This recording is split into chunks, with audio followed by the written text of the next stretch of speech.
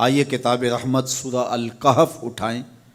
اللہ تعالیٰ نے ایک واقعہ بیان کیا ہے حضرت موسیٰ اور حضرت خضر علیہ السلام کا، کہ حضرت موسیٰ علیہ السلام عزم مصمم کر کے جب چلے تو اللہ فرماتا ہے کہ ہم نے حضرت موسیٰ علیہ السلام کو جس بندے کی نشانی بتائی تھی وہ بندہ ان کو وہاں مل گیا۔ سفید چادر اوڑے حضرت خضر علیہ السلام وہاں لیٹے ہوئے تھے، تو یہ جا کے ان کے پاس کھڑے ہو گئے کہ حضرت میں آپ کی خدمت میں اس لیے آیا ہوں کہ اللہ نے آپ کو جو خصوصی علم عطا کیے ہیں میں ان کو سیکھنے کی غرض سے آپ کی چوکھٹ پہ آیا ہوں۔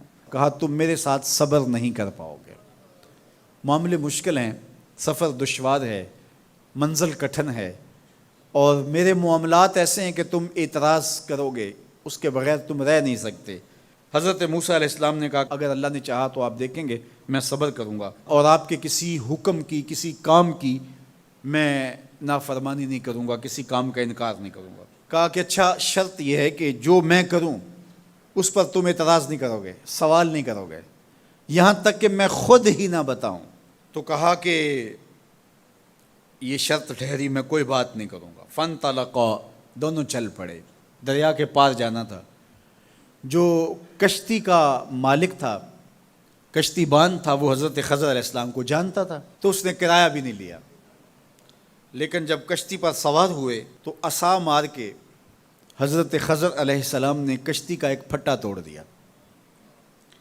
تو بے ساختہ حضرت موسیٰ علیہ السلام نے کہا آپ نے پھٹا توڑ دیا، یہ سارے ڈوب جائیں؟ کہا میں نے کہا تھا نا تم میرے کاموں پہ صبر نہیں کر پاؤ گے۔ تو حضرت موسیٰ کو یاد آیا، کہا میں بھول گیا تھا، اس پر مواخذہ نہ کیجیے۔ پھر دونوں چل پڑے، بچے کھیل رہے تھے، ایک خوبصورت لڑکا وہ بھی بچوں میں کھیل رہا تھا۔ حضرت خضر آگے بڑھے اور اس کی گردن مروڑ دی، اس کو قتل کر دیا۔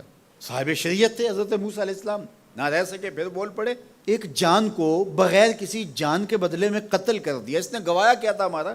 آپ نے بہت ہی جو ہے وہ غلط کام کیا، یہ کام اچھا نہیں کیا آپ نے۔ کہا میں نے کہا نہیں تھا کہ تم میرے ساتھ صبر نہیں کر پاؤ گے۔ کہا ایک موقع اور دے دیجئے، اب اگر میں نے کوئی اعتراض اٹھایا تو پھر دوبارہ مجھے آپ اپنی صحبت میں نہ رکھیے، عذر تمام ہو جائے گا۔ پھر دونوں چل پڑے، یہاں تک کہ ایک بستی میں دونوں آئے تو آپ نے بستی والوں سے کہا کہ ہم مہمان ہیں، آپ ہماری مہمان نوازی کیجیے، کھانا کھلائیے۔ تو انہوں نے انکار کر دیا، کہا کہ ہم تو آپ کو بلایا نہیں ہے، آپ خود آئے ہیں، آپ اپنے کھانے کا خود انتظام کیجیے۔ گزر رہے تھے گلی سے تو ایک دیوار گرنا چاہ رہی تھی، تو جلدی سے اس دیوار کو مرمت کر دیا۔ کہا حضرت ہم اگر چاہتے تو اس پہ اجر لے سکتے تھے، انہوں نے ہمیں کھانا تک نہیں دیا اور ہم ان کی دیواریں سیدھی کر رہے ہیں۔ کہا اب تمہاری میری جدائی ہو گئی، تم نے یہ بھی اعتراض کر دیا۔ تو انہیں یاد آیا کہ وہ یہ بھی اعتراض ہو گیا۔ اب میں تمہیں بتاتا ہوں کہ یہ 3 کام میں نے کیوں کیے۔ اللہ اکبر۔ اب سنیے، قرآن ہمیں بتاتا ہے کہ ظاہری علم بھی ہوتا ہے لیکن کوئی باطنی علم بھی ہوتا ہے۔ کہا وہ پہلی بات کشتی والی سنو، یہ 2 مسکین بچوں کی کشتی تھی، ان کے گھر کا چولہا اس کی کمائی سے جلتا تھا۔ دریا کنارے کنارے ایک ظالم بادشاہ رہا تھا جو لوگوں کی کشتیاں چھین رہا تھا، ہم نے تھوڑا سا عیب لگا دیا، وہ ٹوٹی کشتی چھوڑ کے چلا گیا۔ اب وہ تھوڑے سے پیسے لگا کے کشتی مرمت کرا لیں گے، گھر کا چولہا جلتا رہے گا، بتاؤ اچھا کیا یا برا کیا؟ کہا رہی بات اس بچے کی جس کو ہم نے قتل کیا، اس کے ماں باپ مومن تھے، نیک تھے، صالح تھے، بچے نے بڑا ہو کے بہت برا ہونا تھا، ہم نے اس کو قتل کر دیا، اللہ اس کے بدلے ان کو بہتر اولاد دے گا۔ علماء تفسیر نے لکھا ہے اس بچے کے بدلے میں اللہ نے ان والدین کو ایک بیٹی عطا کی جس کی نسل سے 70 نبی پیدا ہوئے۔ دیوار کی کہانی بھی سن لیجئے، یہ شہر کے 2 یتیم بچوں کی دیوار تھی اور اس کے نیچے ان کا خزانہ تھا، اور ان کا باپ بڑا نیک تھا۔ خزانہ دیوار کے نیچے ہے، دیوار گرنا چاہ رہی ہے، کسی معمولی دھکے سے گر جاتی۔ 2 ہی صورتیں تھیں، یا وہ بچے خود اپنا خزانہ اٹھا لیتے یا لوگ اٹھا کے لے جاتے۔ لوگ اٹھا کے لے جاتے پھر بھی ہاتھ میں کچھ نہ آیا، اور اگر وہ خود اٹھا لیتے تو بچے ہیں، بچپنے کی وجہ سے وہ اس کو اڑا دیتے۔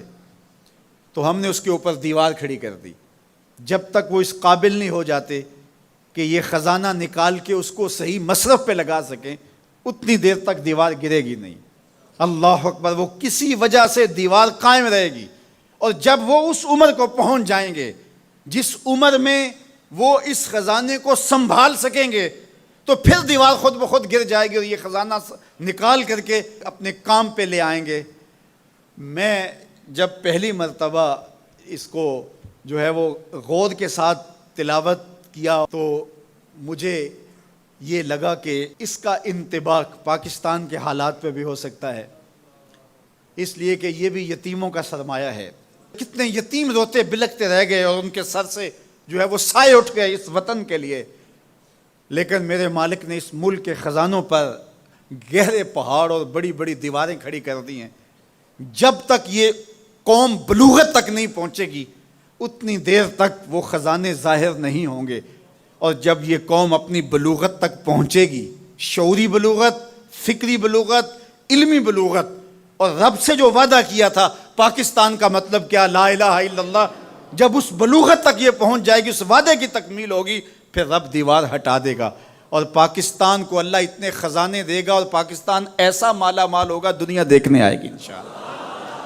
اس لیے رب نے دیواریں بنا کے رکھی۔ تمہارا باپ معین الدین چشتی بڑا نیک تھا، تمہارا باپ داتا گنج بخش علی حجویری بڑا نیک تھا، تمہارا باپ حضرت مجدد الف ثانی بڑا نیک تھا، ان کی وجہ سے میں دیواریں کھڑی کر رہا ہوں اور مضبوط حصار لگا رہا ہوں تمہارے خزانوں پر، اور وہ وقت آئے گا جب تم بلوغت کی عمر کو پہنچو گے دیواریں ہٹ جائے گی اور تمہارا وطن زمانے پہ مہکتے پھول کی طرح اور چمکتے ستاروں کی طرح اور روشن آفتاب کی طرح چمکتا اور مہکتا دکھائی دے گا، اور زمانہ پاکستان دیکھنے آئے گا، پاکستان دنیا کی قیادت کرے گا انشاءاللہ۔